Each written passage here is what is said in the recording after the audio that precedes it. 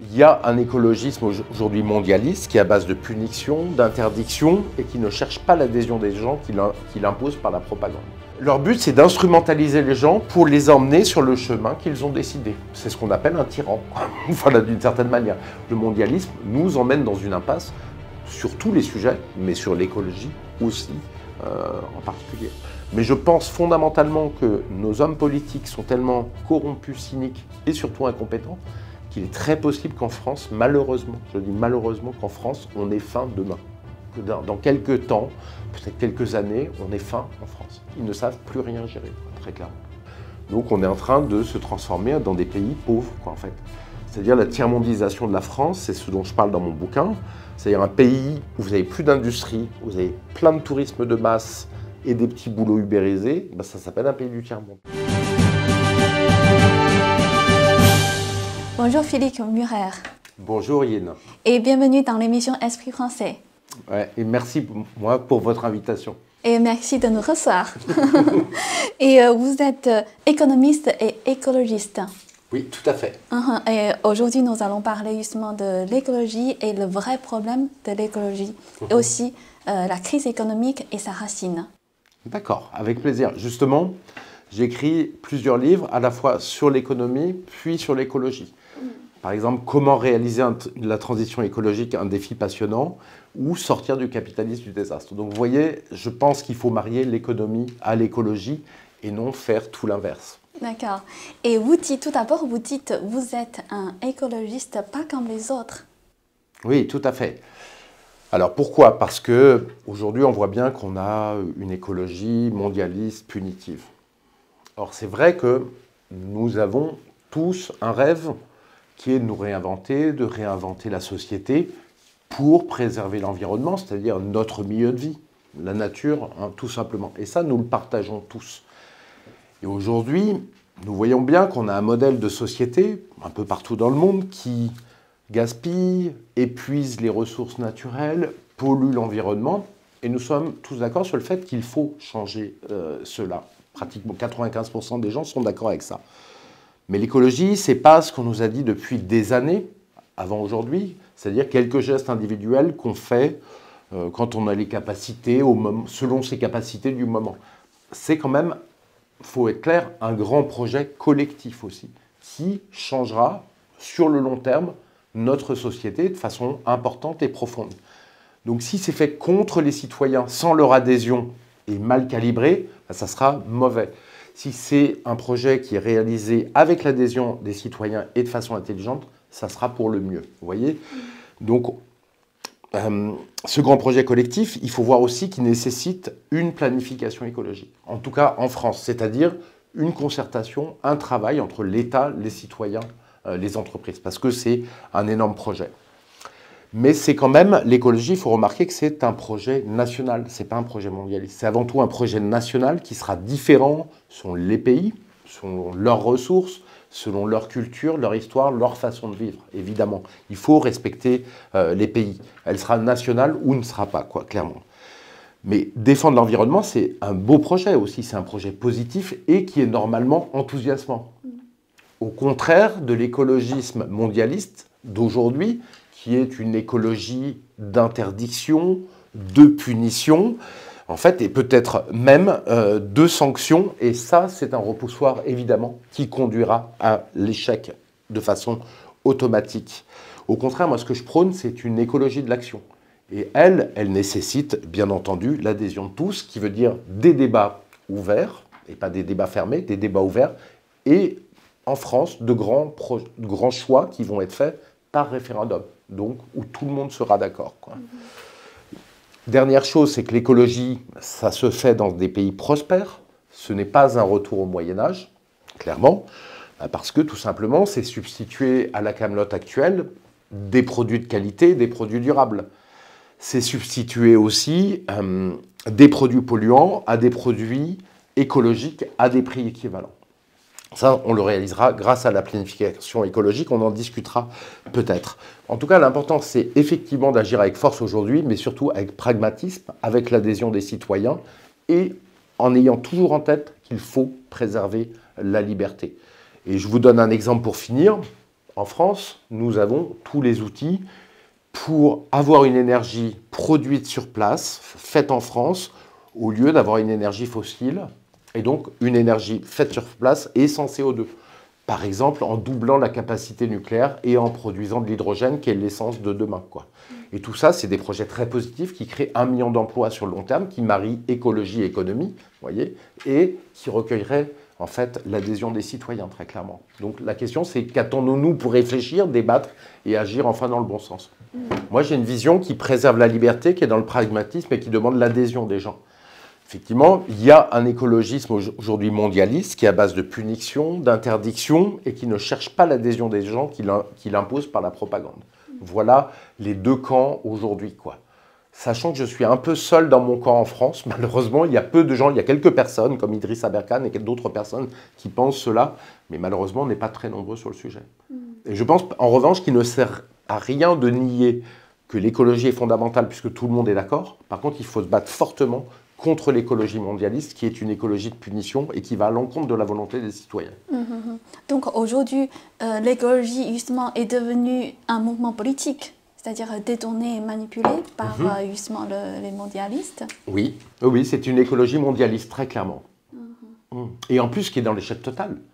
C'est-à-dire que, vous voyez, en 25 ans, depuis qu'on nous dit la maison brûle et nous regardons ailleurs, depuis qu'on a fait le protocole de Kyoto, on nous a dit il faut baisser les émissions de CO2. Regardez les courbes des émissions de CO2, elles n'ont fait que monter en 25 ans.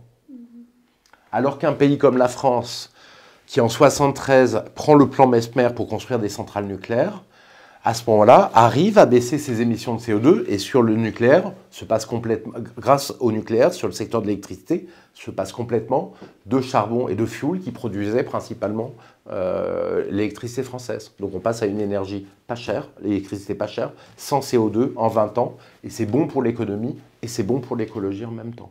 Donc c'est un exemple où on voit qu'on savait le faire il y a 20 ans, et avec le mondialisme, on n'arrive plus à le faire, alors qu'ils disent que c'est leur volonté absolue de le faire. Ok, donc on peut dire au nom de la protection de la nature, le mondialisme a, comment dire, a établi un gouvernement mondial et pour priver les gens de leur liberté et de leur bien. Ils n'ont pas encore établi un gouvernement mondial. Justement, c'est le problème. C'est qu'une écologie mondiale, ça voudrait dire qu'il y a un gouvernement mondial. Voilà. Moi, c'est pour ça que je prône une écologie nationale, parce que les gouvernements nationaux existent, ce sont des faits de l'histoire importants et ils doivent rester en place. Moi, je respecte toutes les cultures et la diversité des cultures, et la diversité des façons dont ils aborderont l'écologie. Le mondialisme, c'est écraser tout ça. Alors, il n'y a pas de gouvernement mondial. Il y avait des projets de gouvernement mondial qui étaient envoyés par le Forum économique mondial et des gens comme ça, et qui sont d'ailleurs sur cet écologisme mondialiste. Bon, apparemment, ils ont raté, puisque avec la guerre en Ukraine, l'Occident et la Chine et la Russie sont en train de se scinder, et donc ils ont un peu raté dessus. Mais ils sont quand même dans une volonté écrasée par le supranational, tout ça. Ce qui est complètement antidémocratique, puisque de toute manière, il n'y a pas de démocratie multinationale. La démocratie, elle se fait dans chaque pays différemment, avec différentes institutions. Et à quel point, en fait, l'écologie mondialiste prive les gens de leur liberté et les biens? Est-ce que vous avez des exemples? Elle prive de liberté, ça c'est, oui, exemple tout simple qui me vient à la tête, en tête immédiatement. En France, il y a, en fait, il va y avoir ce qu'on appelle des ZFE, des zones à faible émission. C'est-à-dire que toutes les grandes villes, dans 1 ou 2 ans, vont être interdites, sauf aux voitures électriques ou aux voitures très très récentes. Donc tous les pauvres et classes moyennes ne pourront pas aller dans les grandes villes, et ça sera des trucs réservés à la caste des riches. Voilà. Donc ça, c'est quelque chose de complètement scandaleux, de complètement ridicule, et ça ne fonctionnera pas du tout, quoi, très clairement. Ça ne fonctionne. En plus, ça n'arrivera pas à son but, c'est-à-dire à baisser les émissions de CO2. En plus, de toute manière, on est dans des grands mensonges, si vous voulez. On vous dit que la voiture, l'automobile, c'est ça qui fait la production de particules fines en ville. C'est complètement faux. Là, moi, je m'appuie sur les documents officiels de Air Paris, qui est l'institut qui regarde ça. Il vous dit que vous enlevez toutes les voitures de Paris et l'Île-de-France, vous avez toujours 95% de la pollution en particules fines. Vous enlevez toutes les voitures de France, vous avez encore 85% de la pollution en particules fines. Parce que cette pollution, elle vient, par exemple, énormément des centrales au charbon qui sont en Pologne et en Allemagne. très souvent. Et quand en France, il est interdit de circuler, très souvent, c'est qu'il y a un Vendès qui vient d'Allemagne et de Pologne et qui nous ramène cette particule fine. Donc, ils instrumentalisent, ils mentent, mais surtout, voilà, pour imposer des choses aux citoyens, comme interdire toutes les voitures, très très vite, toutes les voitures à essence, etc. en ville. Et pourquoi ils mentent? C'est-à-dire, ils veulent vraiment établir ce contrôle? C'est-à-dire, je pense qu'ils mentent parce qu'ils n'ont aucun scrupule, ils sont cyniques, ils jouent sur le fait que les citoyens, si vous n'avez pas beaucoup travaillé le sujet, vous voyez, vous n'avez pas regardé les documents d'Air Paris, vous ne pouvez pas le savoir. Donc, le but, c'est quoi? Leur but final? Leur but, c'est d'instrumentaliser les gens pour les emmener sur le chemin qu'ils ont décidé. C'est ce qu'on appelle un tyran, voilà, d'une certaine manière.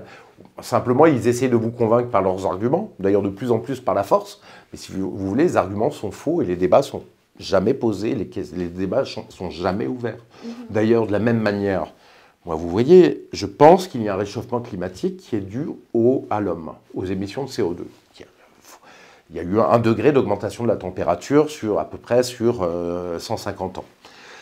Bien, mais les gens qui pensent différemment, on ne va pas les emprisonner, on peut débattre avec eux, c'est ça la démocratie, et débattre avec eux de façon ouverte pour en discuter.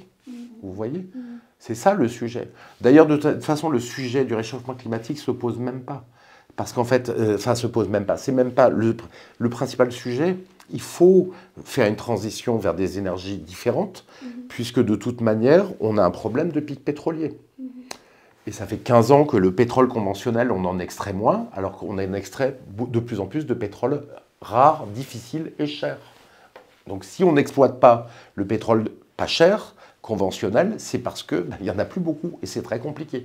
Et là, je m'appuie sur des documents de l'Institut du français du pétrole qui le dit, et là-dessus, et il y a d'autres documents. Voilà, par exemple, je pense à cet article de journal qui est sorti sur un journal belge mainstream qui s'appelle l'écho.be et où d'anciens géologues, de grandes compagnies pétrolières, des gens qui ont travaillé dans ce secteur à haut niveau, disent attention, le pic pétrolier arrive et quand il arrivera, le pétrole explosera et tous les prix des énergies exploseront et ça créera un chaos économique et social. Donc il vaut mieux s'en préserver. Vous voyez, donc il n'y a pas besoin de toute manière d'invoquer le réchauffement climatique pour passer à d'autres types d'énergie. Donc voilà.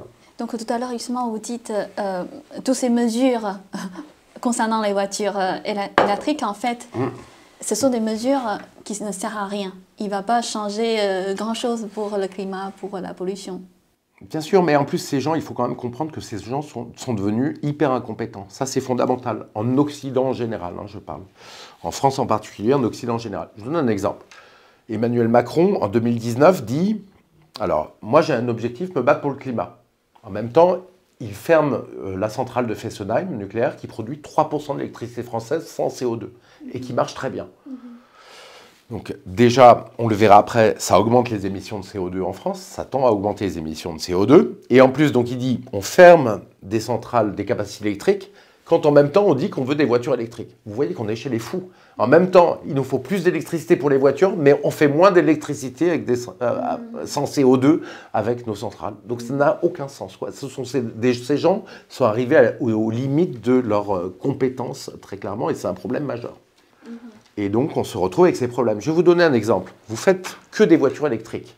Déjà, vous allez avoir un gros problème parce que ça va vous coûter des fortunes de faire des trous partout pour mettre des bornes électriques. Ça coûte très cher d'installer une borne électrique. Vous allez avoir des problèmes extrêmement concrets auxquels ils ne réfléchissent pas. Quand tout le monde partira en vacances, sur la route vers Bordeaux, sur la route vers Marseille, tout le monde devra recharger en même temps ses voitures électriques. Déjà, il faudra trouver une borne. On sait qu'en Californie, il y a déjà beaucoup de gens qui peuvent passer, il y a des queues à certains moments de 10 voitures pour attendre la borne électrique. Des journalistes ont bien raconté ce problème. Mais vous allez avoir l'autre problème, c'est que vous allez faire sauter le réseau électrique. Parce que si toutes les voitures électriques rechargent avec des recharges rapides pour continuer sur la route des vacances, là, vous faites sauter le réseau électrique. Vous n'arriverez jamais à avoir un réseau électrique assez puissant pour le faire. Vous comprenez? Donc ça n'a même pas été réfléchi, même pas été pensé. Et c'est comme ça qu'on se retrouve en Californie, alors qu'ils sont allés à fond sur la voiture électrique et les énergies renouvelables, avec des gens qui n'arrivent plus à recharger leur voiture électrique à certains moments. Et là, qu'est-ce que vous faites? Vous abandonnez votre voiture et vous continuez à pied votre voyage. Vous voyez les problèmes pratiques que ça pose, quoi. Ouais. Donc, on peut dire que l'écologie actuelle sont sur une mauvaise voie. C'est dans la folie, en fait. Très mauvaise voie, tout à fait. Tout à fait. Et d'ailleurs, le mondialisme, de toute manière, de base, le mondialisme n'est pas en accord avec l'écologie. Pourquoi? Parce que, première chose, le mondialisme, c'est produire partout sur la planète et faire déplacer des marchandises avec des transports polluants. Deuxième chose, c'est le dumping environnemental. En fait, on fait de plus en plus fabriquer des produits en Chine qui fait du dumping environnemental et qui pollue majoritairement son territoire pour les importer en Europe, au lieu de les fabriquer de façon propre en Europe, plus propre en Europe, très clairement. On importe des batteries électriques faites de Pologne avec de l'électricité au charbon, alors qu'en France, on est capable de faire des voitures électriques avec de l'électricité sans CO2. Ça n'a pas de sens. Donc il y a ce dumping environnemental, mais il est dans les deux sens. C'est-à-dire que ça fait que les industriels vont produire dans les pays les plus, qui acceptent le moins de normes et le plus de pollution. Mais en plus, ça empêche les pays comme la France ou les États-Unis de prendre des petites mesures simples. Vous voyez, des petites mesures qui vont être simples mais importantes pour l'écologie et qui vont augmenter de 1% le prix de vente, ce qui n'est pas un problème pour le consommateur. Parce que augmenter de 1% le prix de vente ou 2%, c'est le résultat net de l'entreprise et elle va délocaliser sa production. Donc le mondialisme, c'est vraiment quelque chose de terrible, et puis ça empêche aussi politiquement, puisque vous faites tous en même temps la même chose. La France, qui était capable de faire le plan pour l'énergie nucléaire en 1973, eh ben, elle ne le fait plus, parce qu'il faut tous faire des énergies renouvelables. Donc ce qui marchait en 1973, produire une électricité sans CO2, ben maintenant on n'arrive plus à le faire, et on est très très lent à réagir. Donc le mondialisme nous emmène dans une impasse sur tous les sujets, mais sur l'écologie aussi, en particulier. Est-ce que on peut dire les gens bien intentionnés et qui se soucient vraiment le bien-être de notre planète sont piégés par le mondialisme, qui sont obligés de renoncer à leur liberté et leur bien justement pour une belle cause? Oui, tout à fait. On a une belle cause qu'on pourrait résoudre par des questions simples. C'est ce que je montre dans Comment réaliser la transition écologique, un défi passionnant. Et en fait, on les résout, on n'arrive même pas à les résoudre, et en plus, on punit et on contraint effectivement les gens. Très clairement. Mais je pense que c'est un problème idéologique. C'est pas que ces gens sont terribles, mais ces gens sont partis en délire idéologique. Le mondialisme, l'immigrationnisme, toutes ces choses-là, pour eux, est la vision. Et ils essayent de faire l'écologie là-dedans et ça ne marche pas. Et donc, qu'est-ce qu'ils font? Ils font de plus en plus de contraintes, c'est de plus en plus des tyrans vis-à-vis du reste de la population parce qu'ils n'y arrivent pas fondamentalement. Mais ils ne veulent pas changer de méthode de pouvoir, donc ils tyrannisent la population. Parce que ça me fait penser, vous savez, en Chine, le communisme. Le communisme utilise le gouvernement pour priver la liberté et les biens des gens. Ça, c'est le communisme. Oui. Et du coup, le mondialisme, l'écologie mondialiste, arrive le même but. Ouais, en fait, il y a les mêmes, effectivement, ça a les mêmes effets. Ça a l'effet, effectivement, de priver les gens de leur liberté de plus en plus, quoi, très clairement. Au point où, en France, on va vous dire, un bon Français, c'est un Français qui accepte le rationnement énergétique qu'on lui demande aujourd'hui, quoi. Parce que, en fait, on nous parle de sobriété énergétique, sous couvert d'écologie, mais là, c'est complètement fallacieux. Ils ont fait une erreur sur l'énergie avec la Russie, d'arrêter un tiers de l'approvisionnement de l'Europe. Jamais aucun pays l'a fait dans l'histoire, c'est un suicide. Et donc, ils font passer ça sur le dos de l'écologie, en fait, en disant, ce rationnement sévère, vous êtes obligé de le subir, sinon vous êtes un mauvais Français et vous n'êtes pas écologique. Donc on voit qu'il y a une instrumentalisation absolument totale du sujet, quoi. Mais est-ce que vous pensez, enfin, il y a beaucoup de monde, en gros, pour éviter, enfer, on va dire, enfer sur Terre, on est obligé de renoncer de toute façon, tout ce qu'on a, en gros, tout est permis. Et quel serait l'enfer sur Terre? C'est-à-dire l'enfer, le catastrophique climat et tout ça. Pour éviter tout ça, en gros, tout est permis. Même sacrifier la vie de l'homme, et tout est permis. Exactement. Ou vous imposez de manger des insectes au lieu de manger du porc ou du cochon comme vous le faisiez. Tout est permis, effectivement. Tout est permis, c'est instrumentalisé. Cette doctrine est instrumentalisée parce qu'en fait, le monde occidental est en train de se transformer de plus en plus en tyrannie et en régime totalitaire, très clairement. Alors qu'il y a plein d'autres solutions. Et vous pensez, par exemple, le rationnement, tout à l'heure vous dites les énergies, oui. Le rationnement en France, c'est possible qu'on peut arriver jusqu'à ce point? Ah oui, c'est très simple, je vais vous dire. C'est quoi la position, en fait, de l'Europe? En fait, sur le charbon et le pétrole, ça fait beaucoup augmenter les prix, mais on s'en sort à peu près, ça fait 50% sur les prix des pétroles, x2 sur le charbon, mais on arrive à en trouver parce que ça se transporte. Le problème du gaz, c'est à peu près 20% de l'énergie européenne et 20% de l'électricité européenne. 40% est russe. Donc on va banquer grosso modo 8% de gaz russe, pour les 8% de gaz qui vient de Russie pour l'électricité et l'énergie. Le problème, c'est que le gaz, c'est très dur à transporter, puisque ça prend beaucoup de volume. Donc soit vous le transportez par des pipelines qui mettent 5 ans à construire, on se passe de nos pipelines, donc on ne les a plus, soit par des bateaux méthaniers et des terminaux méthaniers qui mettent 5 ans à construire. Et ça, on en a très très peu aussi. Donc on manquera de gaz en Europe. Donc on manquera d'électricité en Europe aussi, à moins qu'il y ait une restriction tellement folle qu'on ne la consomme plus, mais bon, ça revient au même. Deuxième chose, en France, on avait des centrales nucléaires qui fonctionnaient très bien. Ils n'ont même pas été capables de les entretenir correctement. Ils ont fait un tel truc que la production nucléaire française a tendance à baisser, alors qu'il y a le même nombre de centrales. Et là, elle s'effondre. On n'a que la moitié des centrales en marche aujourd'hui. Et la raison pour fermeture, c'est parce que c'est dangereux ou Non, c'est pas dangereux, c'est qu'en fait, ils les ont mal entretenus. Ils ont fait beaucoup trop de normes et de façon complètement dans le désordre. Donc les centrales n'arrêtent pas d'être fermées pour être entretenues, pour les normes. Et en même temps, elles sont mal entretenues. Donc c'est leur incompétence et, voilà, qui éclate au grand jour. La moitié des centrales, parce que normalement, la France n'aurait pas dû avoir des problèmes énergétiques. C'est pas sur la demande des écologistes, la moitié centrales sont fermées. Oui, mais ils ne sont pas au pouvoir. Non, c'est pas ça, c'est pas de demande des écologistes. Par contre, la politique de l'Union européenne a mis un peu à genoux EDF. De différentes manières, en lui pompant énormément d'argent, en le forçant à subventionner des concurrents privés, en forçant à le mettre en bourse, et tout ça, plus les normes, ça a fait une catastrophe où en fait on se retrouve avec la moitié des centrales fermées. On devrait avoir probablement les 3/4 des centrales ouvertes cet hiver, mais un quart restera fermé, hypothèse probable. Ce qui veut dire qu'on doit importer beaucoup d'électricité cet hiver par rapport à d'habitude. D'habitude on importe un peu, mais là ça sera beaucoup. Puisqu'on a beaucoup de centrales fermées. Or, nos voisins, ils n'auront pas assez d'électricité, puisqu'il y a le gaz russe qui manque. Ils n'auront pas d'électricité, donc ils ne vont pas nous le vendre. Donc on aura des pénuries, et probablement des pénuries sur plusieurs jours. Alors je ne suis pas médium, ça dépend aussi. Est-ce qu'on aura un hiver? Si on a un hiver très doux, on y échappera. Mais normalement, si on arrête les autosanctions qui sont en train de tuer suicide économique de l'Europe, on y échappera. Mais malheureusement, le scénario le plus probable, c'est qu'on ait un vrai problème de pénurie, quoi. Parce qu'en Chine, autrefois, il y avait le rationnement alimentaire. Oui. Et à l'époque, c'est vraiment l'État qui a un pouvoir suprême sur le peuple. Est-ce que vous pensez qu'on peut arriver, enfin on est sur ce voie là, c'est-à-dire l'État a plus en plus de pouvoir? Oui, c'est la voie qu'on prend. Et d'ailleurs, plus il fait mal, plus il prend le pouvoir, plus il l'utilise pour prendre du pouvoir. C'est ça qui est paradoxal. Donc on a cette crise énergétique qui va entraîner une crise économique et une crise alimentaire. Parce que l'économie, c'est de l'énergie transformée. Donc si vous n'avez pas d'énergie, vous avez des problèmes. Et là, il y a des effets de bord qui se passent. Par exemple, le gaz russe étant très cher, l'Europe ne produit pratiquement plus d'engrais. Toutes les usines sont en train de fermer. Même le plus gros producteur a fermé 2/3 de ses capacités. Donc, si on n'a pas d'engrais, on a des rendements beaucoup plus faibles au niveau agricole. Donc, on manque de nourriture. Alors, soit ça, voilà. Deuxième chose, les serres. Bon, je n'avais pas pensé à cet effet de l'énergie, mais il y en aura dans tous les sens.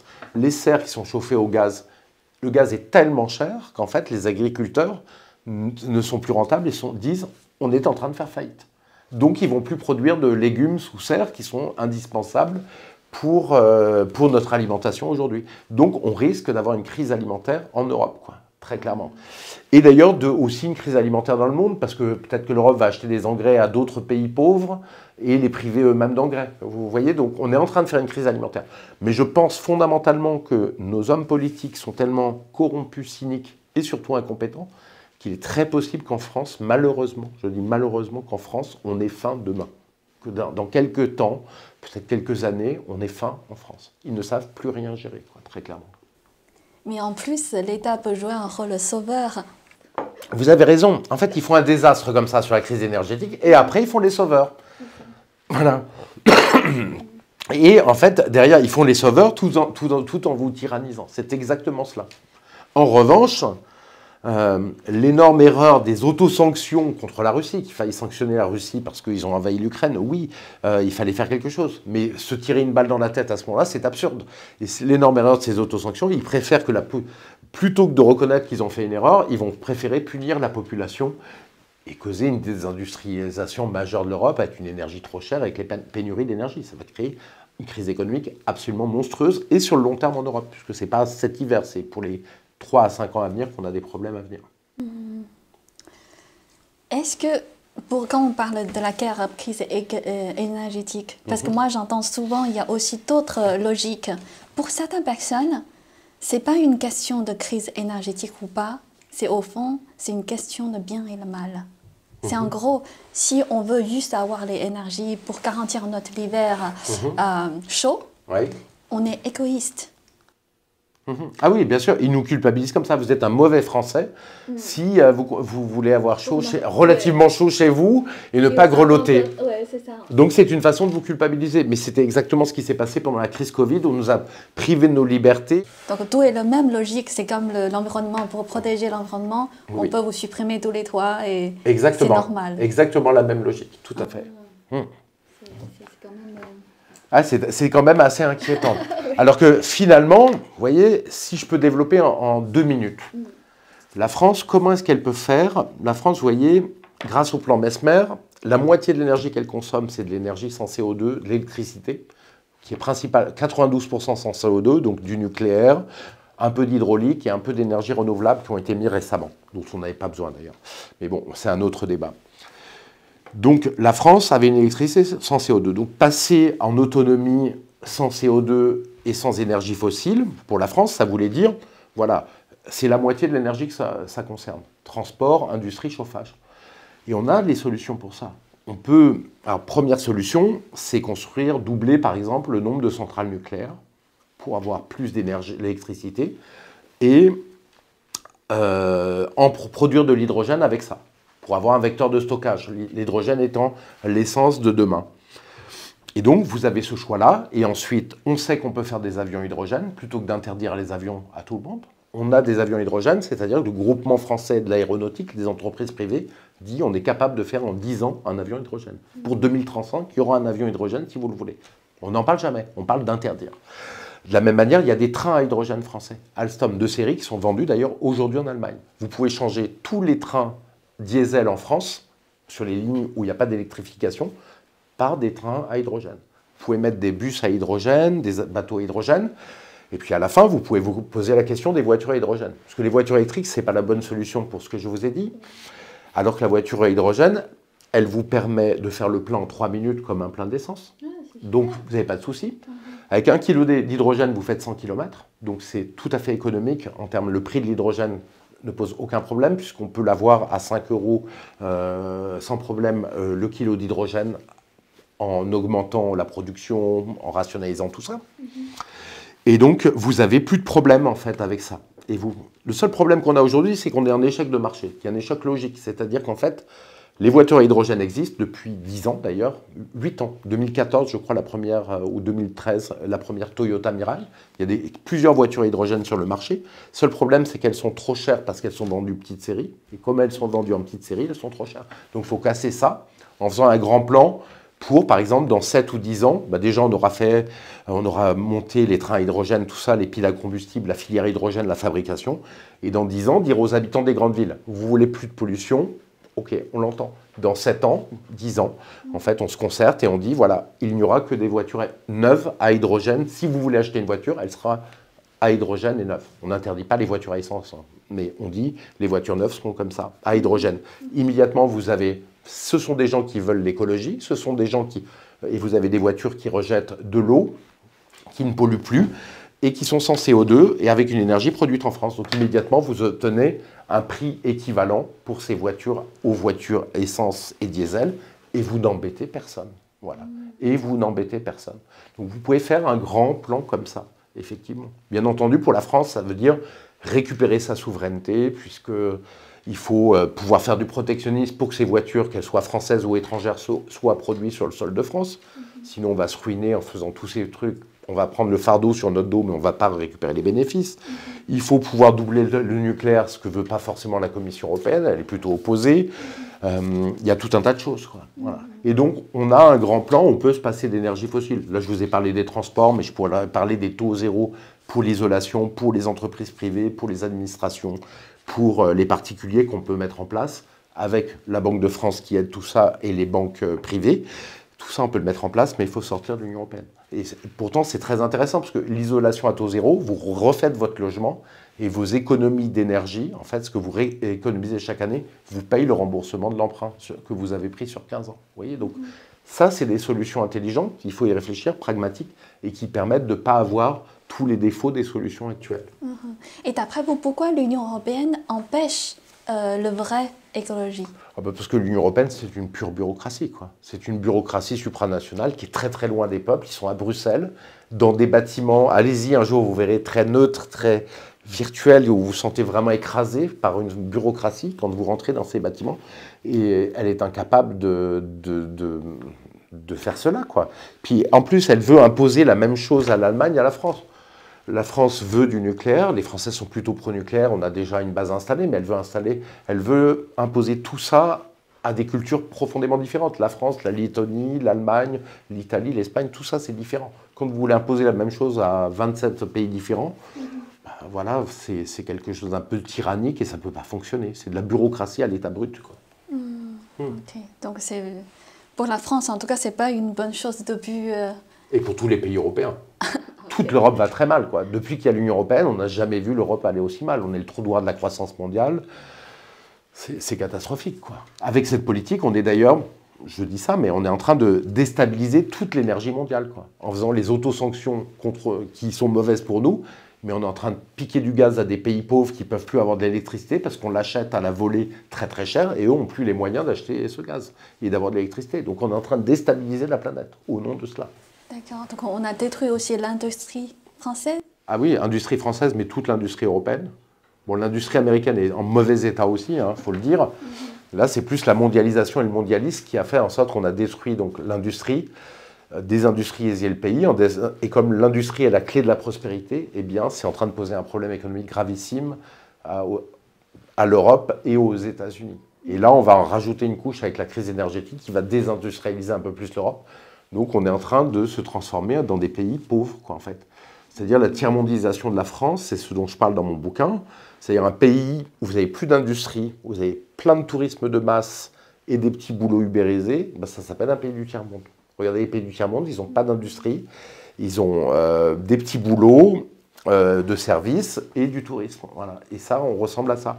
Et j'exagère pas d'ailleurs. Vous regardez l'industrie, elle est partie en Asie, et la prospérité est partie avec l'industrie en Asie. C'est totalement logique. Donc, le pays le plus riche du monde, d'ailleurs, c'est la Suisse, qui a l'industrie la plus puissante du monde par habitant. Voilà.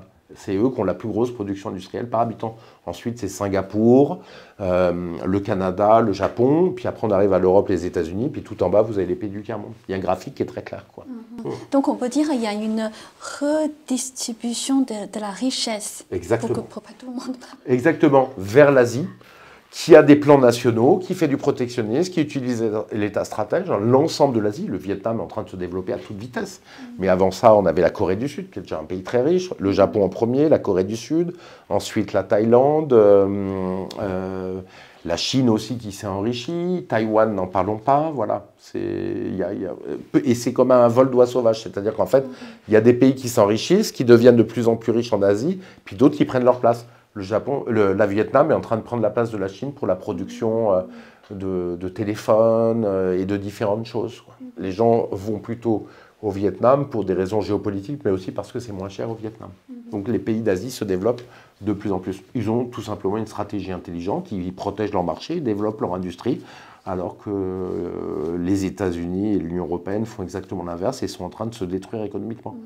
Et d'ailleurs là, ce dont il s'agit aujourd'hui, c'est de la fin possible de l'hégémonie occidentale. Si on continue à faire des erreurs pareilles, en fait, c'est l'hégémonie occidentale qui est en jeu, et la guerre en Ukraine est l'épicentre de ce phénomène-là, et c'est très inquiétant, quoi. D'abord, ça sera l'Europe, mais si les États-Unis vont peut-être être un peu préservés, mais si les États-Unis continuent, c'est aussi tout leur problème de l'hégémonie américaine qui pourrait être mis en danger. Mais je dirais que c'est un communisme mondialiste, qui a réussi mondialement. Ouais, c'est un communisme, mais c'est un communisme inversé. C'est-à-dire qu'en fait, derrière, qu'est-ce qui se passe? Le mondialisme a créé des fortunes absolument gigantesques. Je n'ai pas de problème avec les gens qui ont beaucoup d'argent. Mais là, ça dépasse tout. En France, par exemple, les 500 plus grandes fortunes ont vu leur patrimoine passer de 70 milliards à 1000 milliards en 20 ans. 25 ans. Alors que pendant ce temps, le patrimoine des Français baissait. Donc ça pose un problème. Et en fait, on a des gens qui deviennent tellement riches, les Bernard Arnault, les François Pinault, en fait, qu'ils possèdent le pouvoir économique, le pouvoir médiatique, qu'ils achètent en ayant tous les grands médias. En France, 9 patrons, 9 milliardaires possèdent 90% des médias. Pareil dans tous les pays occidentaux, pratiquement. Et donc, ils possèdent le pouvoir médiatique et finalement, ils finissent par posséder aussi une partie du pouvoir politique, en ayant les médias et en pouvant présenter bien ou mal un homme politique, ce qui est fondamental. Et donc, ils ont un peu tous les pouvoirs. Donc, il y a un lien très, très puissant qui est en train de s'établir, enfin, un pouvoir très puissant qui est en train de s'établir à travers ça. Et il y a une collusion entre certains, les Macron et ces gens-là, pour avoir tous les pouvoirs médiatiques, politiques, économiques, finalement. Un système corrompu. Système corrompu, oui, tout à fait. Mais ça ressemble fondamentalement, le fascisme, c'était ça, c'était la collusion totale du pouvoir politique et du pouvoir économique, quoi. Des grandes entreprises et de l'État qui écrasaient tout le reste. Alors que les petits entrepreneurs privés ne sont pas du tout à la fête, quoi. Tant chez nous qu'aux États-Unis, je pense. Et en France, quel est le vrai problème écologique ? Le vrai problème écologique, on en a plein, mais les deux problèmes urgents, c'est l'agriculture et l'énergie. Donc sur l'énergie, je vous ai montré qu'on pouvait avoir un plan. L'autre plan, c'est sur l'agriculture, où on a un problème parce que on a une agriculture de plus en plus intensive, pardon. Donc on a des paysans qui possèdent de moins en moins de paysans qui ont des champs de plus en plus grands. Et donc ça, évidemment, c'est très mauvais. Ça fait, vous allez dans le Gers, vous voyez des champs de tournesol qui font une colline entière. Un peu comme aux États-Unis. On va vers le modèle américain avec la mondialisation. Ça détruit les petits agriculteurs et ça oblige à la concentration à des champs de plus en plus grands. Qui dit champs de plus en plus grands, monoculture, dit beaucoup de parasites qui prolifèrent sur une surface. Donc ça, c'est un vrai problème, cette agriculture intensive. Et ces pesticides qui ont tendance à détruire, effectivement, une partie de la nature, quoi. On voit qu'on a 90% des insectes qui ont disparu, les oiseaux, un tiers des oiseaux ont aussi disparu en France, mais dans tous les pays européens de la même manière d'agriculture intensive, donc il y a un vrai sujet. Après, il faut le régler intelligemment. On a je le montre dans mon bouquin, c'est un peu long à expliquer, mais on peut passer à 100% de l'agriculture biologique en 20 ans, et en faisant en sorte... Sans produits chimiques ? Sans produits chimiques, ouais. On est capable de le faire. Aujourd'hui, c'est 8 à 10% des surfaces en bio en France. Voilà. Et on est capable de passer à 100% bio en 20 ans, je dis bien, on prend le temps. Et on le fait de façon très structurée. Et là, par contre, il faudra une aide, parce que le prix de l'alimentation, c'est fondamental pour les gens. C'est plus cher quand on fait... C'est un peu plus cher. En fait, ça coûtera, moi j'ai calculé, ça coûte 20 milliards d'euros. C'est même pas 1% du PIB français pour avoir une agriculture 100% biologique quand on prend la bonne méthode, les bonnes structures, quoi. Et le temps, 20 ans, on prend pour le faire, quoi. Pourtant, l'Union européenne prépare la viande artificielle. Oui, c'est tout l'inverse. C'est tout l'inverse. Et les insectes, on va manger des insectes, ça va être formidable. On va avoir du mal à manger de la côte de bœuf ou de la viande traditionnelle, mais les insectes, c'est pour nous. C'est clair. Mais les Français vont révolter ou pas? Ouais, ils accepteront jamais, je pense. Oui, il faudrait vraiment une dictature pour que les Français acceptent de manger des insectes. Ils sont très, très attachés à l'alimentation et à leur culture gastronomique. Ça fait partie vraiment de la vie en France. Un bon repas avec des amis, on prend le temps et on discute et on échange. C'est des grands moments de vie, en fait, en France, pour les gens, c'est des moments importants. Donc je pense que ça sera très compliqué de leur faire manger des insectes. Mais ils le veulent. S'ils veulent réussir, il va falloir qu'ils mettent en place une vraie tyrannie, une vraie dictature pour le faire. Mais vous savez, Bill Gates, je crois qu'il envoie des insectes modifiés dans la nature. J'ai vu ça récemment. Des insectes modifiés dans la nature pour jouer sur les équilibres. Je ne sais plus dans quel but. Mais on n'envoie pas des insectes modifiés dans la nature. On ne sait pas ce qu'on fait, quoi. Il faut faire attention. On n'est pas des apprentis sorciers. On ne peut pas tout faire, quoi. Les risques sont importants derrière d'envoyer quelque chose, de faire quelque chose et puis de se retrouver avec un problème gravissime à la fin. Et par rapport, comme vous êtes économiste, donc on va aussi parler de la crise économique. Oui. Et selon vous, quelle est justement la racine de tous ces problèmes économiques? Les problèmes économiques, les racines, c'est la nouvelle doctrine qui a été mise en place depuis 40 ans, c'est-à-dire par Reagan et Thatcher. Et Thatcher surtout. Si Thatcher, effectivement, a résolu des petits problèmes à l'instant T en Angleterre, il faut être honnête. L'Angleterre allait très très mal dans les années 70. Je n'aime pas la politique de Thatcher. Disons que ça a permis de résoudre certains problèmes où les syndicats étaient beaucoup trop puissants, bloquaient toute l'Angleterre. Mais le néolibéralisme, si vous voulez, le néolibéralisme, l'ultralibéralisme qui a été mis en place à cette époque-là, en fait, qui est un libéralisme économique radicalisé, tout simplement. Et bien où le primat de la liberté est essentiel et est l'unique chose retenue. Que la liberté économique doit être absolument totale et oublier toutes les finalités humaines autres, que peuvent être l'égalité, une certaine égalité, fraternité, la générosité, toutes les finalités humaines. Évidemment, ça a conduit à un monde où l'argent est tout, où l'argent est la valeur la plus importante, et ça a dégradé les autres valeurs humaines.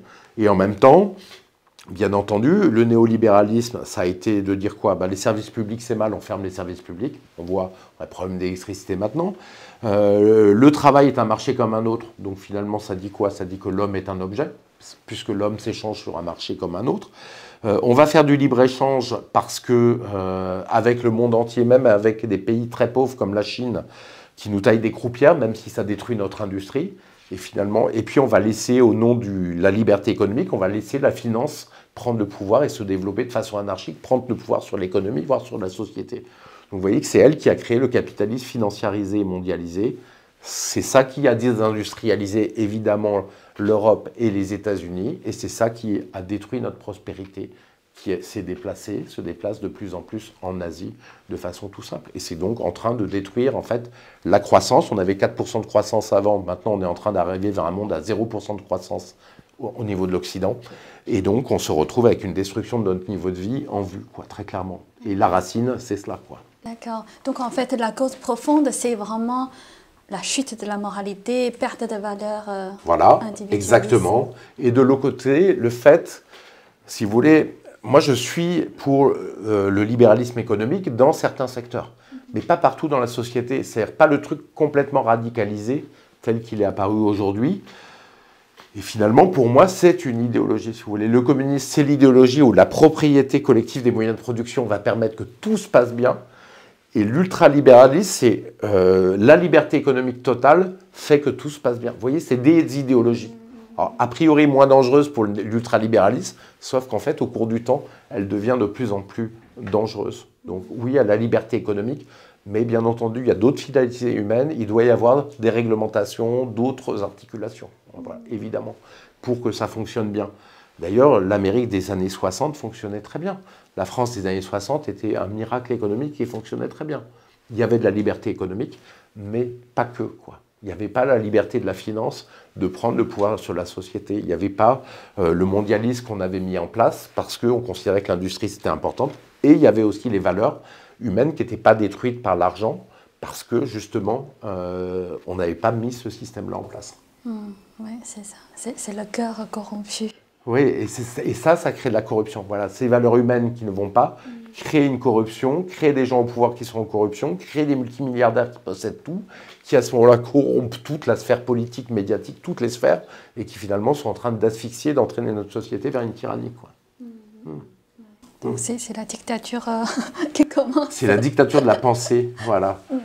C'est ça, comme l'environnement et tout ça, c'est un sujet assez sensible, c'est-à-dire, les gens, on ne peut pas lancer un débat. Exactement. Bientôt, ça va être le crime pensé comme dans 1984. Vous savez, où vous pensez une chose que le gouvernement ne veut pas que vous pensiez, et ce qu'on appelle un crime pensé. Voilà. Mais dire que la vaccination, c'est peut-être pas la meilleure des choses, notamment pour les enfants, c'était presque un crime pensé il y a un an.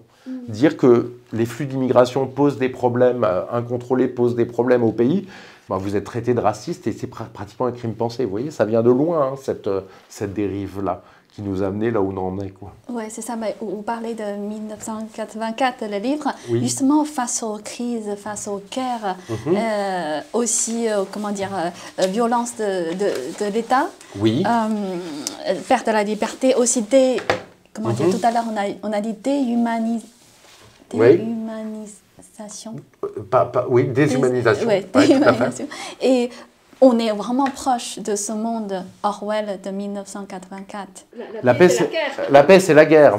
L'ignorance, c'est la force. Voilà. Et encore mieux, la liberté, c'est l'esclavage. C'est l'esclavage. C'est tout et l'envers. C'est ça. Et d'ailleurs, ça nous On a vu des choses comme ça, on nous a dit la vaccination forcée, c'est la liberté, quoi. La vaccination obligatoire, c'est la liberté. Alors qu'en fait, la vaccination, c'était soit vous le faites et vous êtes contraint, c'est la contrainte, et si vous ne le faites pas, vous n'avez plus de liberté, vous n'avez plus le droit de rien faire, vous n'avez plus le droit d'aller dans les bars, les restaurants, plus le droit de travailler. C'est quelque chose d'extrêmement vicieux, quoi. Effectivement, là-dessus, le détournement du sens des mots. Et d'ailleurs, quand on détourne le sens des mots, c'est souvent dans un projet malsain pour un peu tyrannique, quoi, très clairement. Et la paix, c'est la guerre, donc on est dans la guerre. Mais c'est ça, alors qu'on aimerait bien être dans la paix. On entend des choses complètement folles. On entend BFM aujourd'hui, journaliste qui pose une question, en fait, s'il ne faudrait pas en fait, assassiner Poutine. Voilà. En fait, il l'a dit d'une manière légèrement différente. Il a dit, est-ce qu'il ne faudrait pas qu'il y ait des groupes, troupes d'élite qui éliminent, voilà. Et voilà, d'assassiner Poutine. Donc la France agit en état terroriste. Alors, je n'ai pas dit qu'ils ont dit qu'il fallait le faire, mais ils ont posé la question, ils ont cassé le tabou. Non, on n'assassine pas un chef d'État étranger, même si on ne l'aime pas. C'est agir en état terroriste que de faire ça. Donc on voit qu'on est dans des choses un peu folles, et puis cette censure, cette société de surveillance, cette société de la punition vers laquelle on va, effectivement, ça nous rappelle le livre noir d'Orwell, quoi, très clairement, sur le totalitarisme d'Orwell. C'est là où ça doit nous prévenir qu'il y a un problème. Il y a une urgence. Alors la surveillance est très forte en Chine, mais en France, elle vient. Il y a des caméras de vidéosurveillance partout. On commence à les coupler à la reconnaissance faciale. En région Rhône-Alpes, avec Laurent Wauquiez, le Conseil d'État dit que pourquoi pas les coupler la reconnaissance faciale des gens avec les caméras de surveillance. Donc on saurait tout le temps où vous êtes à tout instant. L'État pourrait le savoir. Pour faire quoi de tout cela? Au nom de votre bien, mais ça pourrait être fait au nom de votre mal, ces outils. Il y a l'identifiant numérique sur Internet qui arrive, qui est en expérimentation obligatoire dans tous les pays d'Europe, pour vous connecter à Internet avec un identifiant numérique. Il y a l'euro numérique qui arrive, où l'État pourra surveiller tous vos achats. Et en fait, avec tous ces instruments de surveillance, ils pourront en fait vous débrancher de vos achats avec le euro numérique, avec l'identifiant Internet, d'aller sur Internet. En fait, ils pourront vous débrancher de votre vie complètement, quoi. Donc, ils prennent un pouvoir sur les citoyens absolument phénoménal, quoi. Et vous voyez, en fait, l'évolution sur ce chemin de dictature? Ah oui, très clairement. Oui. Comment ça s'est évolué, en fait, depuis 20 ans, on peut dire? Ouais, je pense même 30 ans. Je pense que c'est le fait que... En fait, Klaus Schwab le dit très bien dans son bouquin. Il dit « Le peuple est en colère, parce qu'en fait, on a raté la mondialisation, a été une catastrophe pour eux. » Et d'autres choses, hein, mais la mondialisation économique principalement était une catastrophe pour eux. Donc il y a eu en France les Gilets jaunes, il le cite, il y a eu aux États-Unis Trump, et il y a eu en Grande-Bretagne le Brexit, donc se permettre de sortir de la mondialisation, de la petite mondialisation qu'est l'Union européenne. Et donc tout ça, ça le gêne. Mais plutôt que de changer, il vous dit on va instrumenter Black Lives Matter, on va se contenter de ces débats, et surtout on va surveiller numériquement les gens. Donc le peuple est en colère.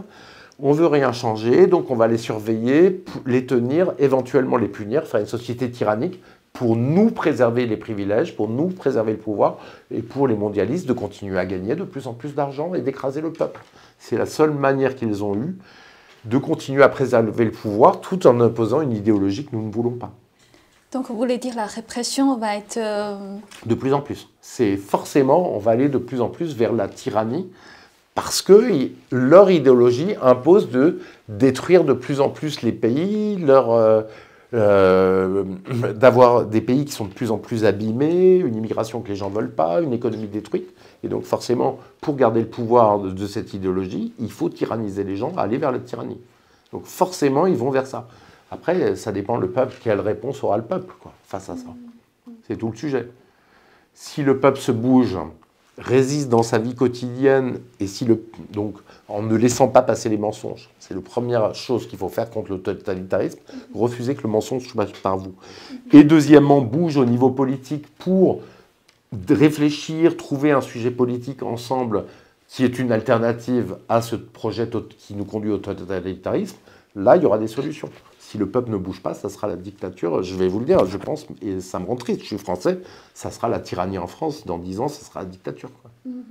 Et tous ces problèmes, toutes les crises énergétiques ou économiques, c'est lié quand même à notre système et aussi lié à notre politique.